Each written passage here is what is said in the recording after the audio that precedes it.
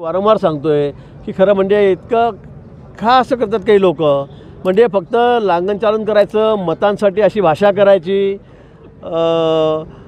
मायनॉरिटीच्या लोकांचं इतकं कुराळात बसायचे का करतात असं काही समजत नाही। म्हणजे प्रभू रामचंद्र अख्ख्या देशाचं एक आदर्श आहेत। अख्खा देश आता राममय झालेला आहे।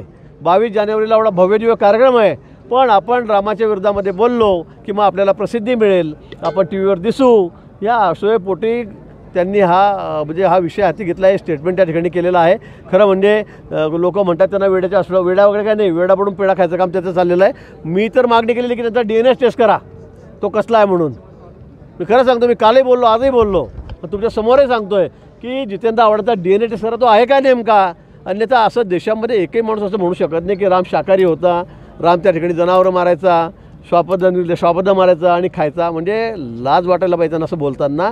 पण आजकाल मतांसाठी, राजकारणासाठी किती खालच्या स्तरावर काही लोक जात आहेत हे आपण त्या ठिकाणी बघतोय। आणि म्हणून मी कालही म्हटलं होतं की उद्धव ठाकरेंनी पण या संदर्भामध्ये खुलासा करा ना, तुम्ही त्यांच्यासोबत आहात।